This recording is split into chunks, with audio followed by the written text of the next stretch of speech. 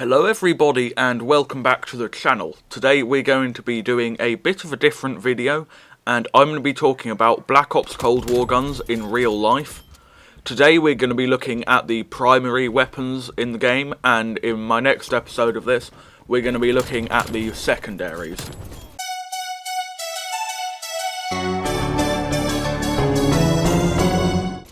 So first of all, assault rifles. The XM4 is based upon the Colt M4 Commando, which is an American carbine based upon the AR-15.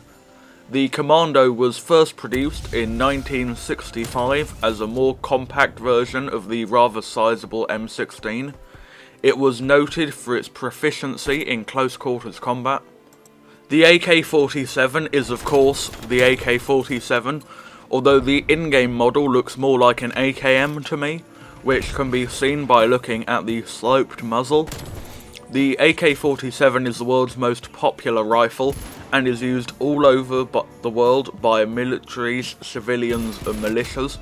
It takes the 7.62mm cartridge, which actually technically makes it a battle rifle and not the assault rifle that everyone thinks it is.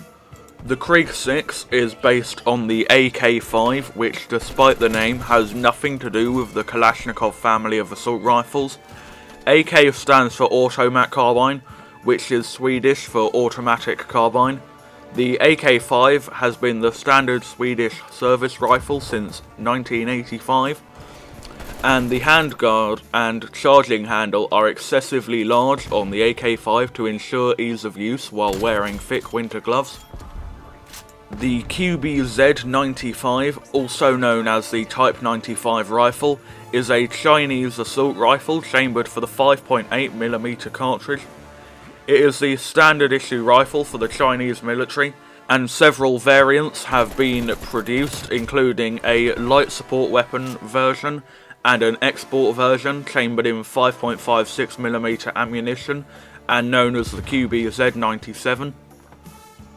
The FFAR, or the FFAR, or the FAR, depending on what you want to call it, is based on the FAMAS rifle, which was the standard issue rifle of the French military, but is due to be replaced with the HK-416. The FAMAS was adopted by the French military in 1978, and it accepts the 5.56mm NATO standard intermediate cartridge.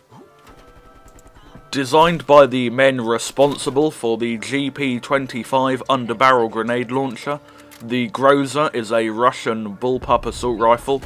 It is essentially an AKS-74U internally, but fires the 7.62mm cartridge instead of the AKS-74U's 5.56mm cartridge, which once again, like the AK-47, technically makes the Groza a battle rifle.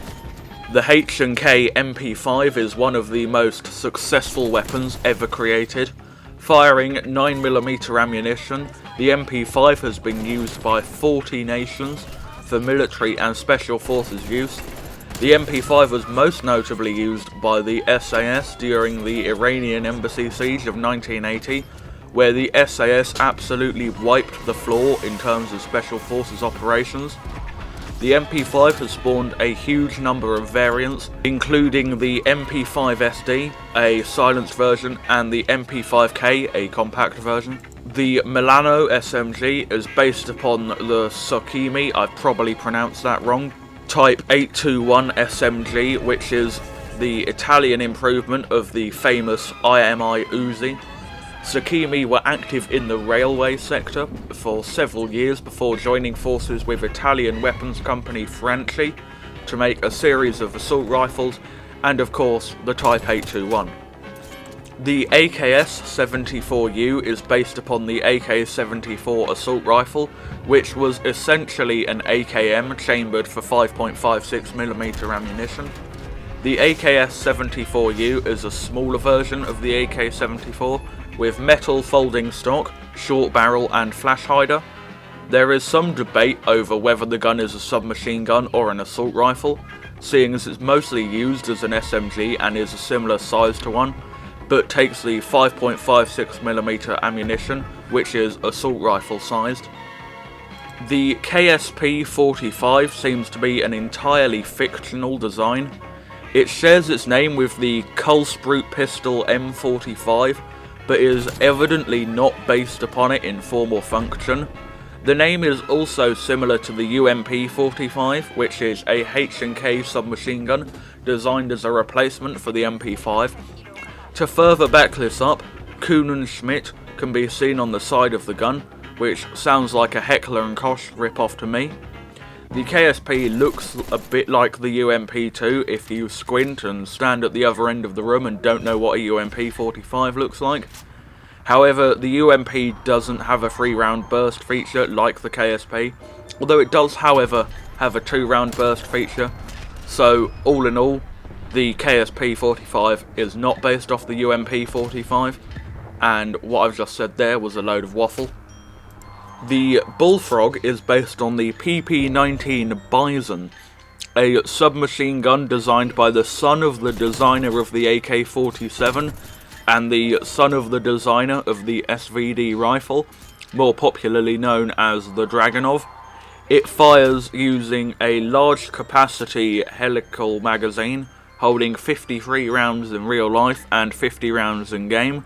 It fires the 9mm Parabellum cartridge, or the slightly smaller 9mm Makarov cartridge.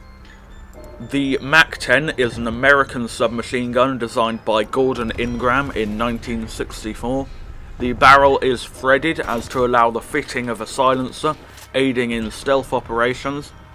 The MAC-10 does not accept a foregrip as standard, but after a US Army suggestion, a small strap was added at the front of the gun to act as a makeshift foregrip for increased recoil control. The Type 63 is a Chinese rifle that was designed to replace the Type 56 semi-automatic carbine. In real life, the Type 63 is select fire between semi-automatic and fully automatic, however the gun is always semi-auto in-game. The Type 63's build quality was poor due to the Culture Revolution occurring during production, where Mao Zedong, I probably pronounced that wrong, purged China of capitalist and traditional influences with the intent of retaining communist government. The M16 is one of the most famous rifles in the world and has been in service with the US since Vietnam. The M16 was disliked at launch due to its so-called lack of power, but mostly due to the poor reliability. The jungles of Nam are not a firearm-friendly area, and the M16 was marketed as self-cleaning, although Colt, who made the gun, never said this, which resulted in poor maintenance by soldiers. Additionally, the M16 barrel and action were prone to rust, and the model in-game seems to be an M16A2, for those of you who were wondering. The AUG is an Austrian rifle manufactured by Steyr. The AUG replaced the STG-58 rifle, which was a FAL produced under license in Austria. The AUG A1, which appears in-game, has an integrated Swarovski optic.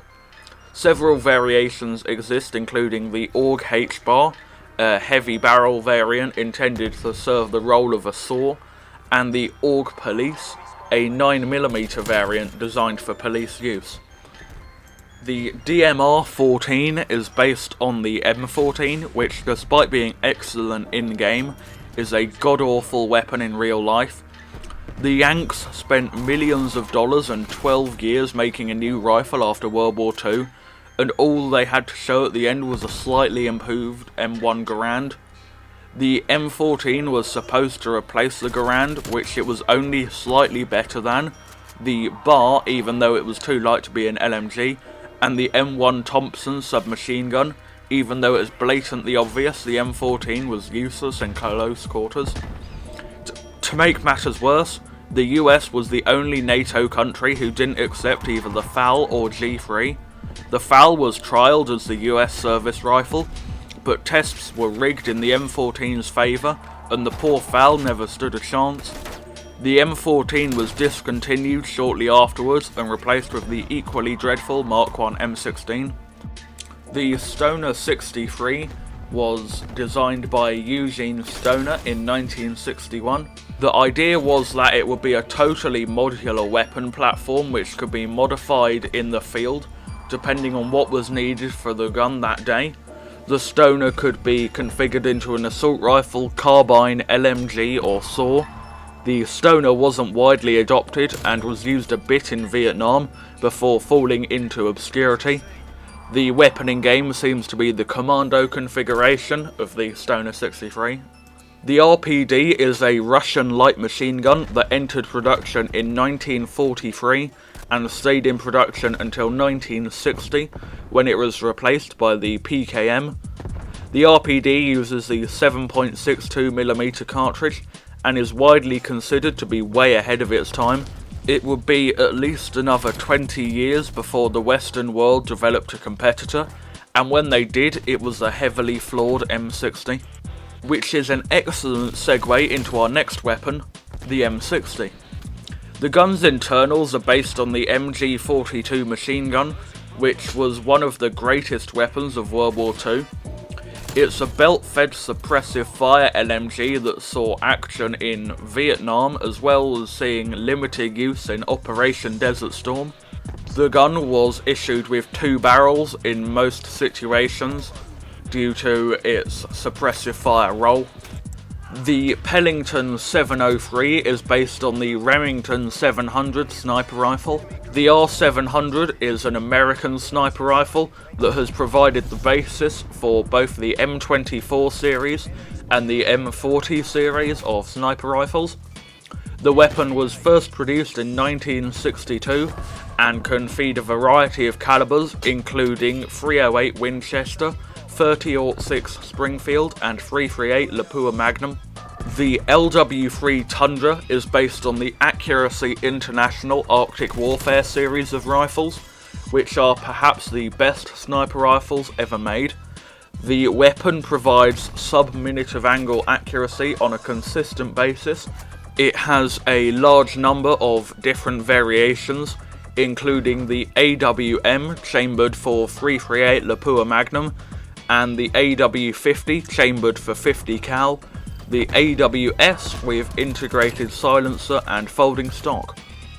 The AWM previously held the record for longest confirmed sniper kill when British serviceman Corporal of Horse Craig Harrison killed a man from 2,475 metres away during the war in Afghanistan. The M82 is a long-range 50 caliber rifle that has been adopted by many countries around the world, including Sweden and the US. The weapon is used as a Special Applications Scoped Rifle, or SASR for short. This entails anti-material work as well as explosive ordnance disposal. Contrary to its depiction in-game, the M82 is not generally used for anti-personnel work except in extreme cases, such as when an Australian sniper from the 2nd Commando Regiment killed a man from 2,815 metres away, beating out the previous world record that we've just discussed. The record stood for 5 years until a Canadian marksman used a Macmillan 50 caliber to kill someone from 3,540 metres away during the Iraqi Civil War. So, thank you for watching this video. I apologise for the length, but there's such a lot to talk about with this subject, and I tried to condense it as much as I could. I'll ask you to leave a like, as this video took a lot of script writing, editing and research to complete. Thanks for watching, stay safe, and goodbye.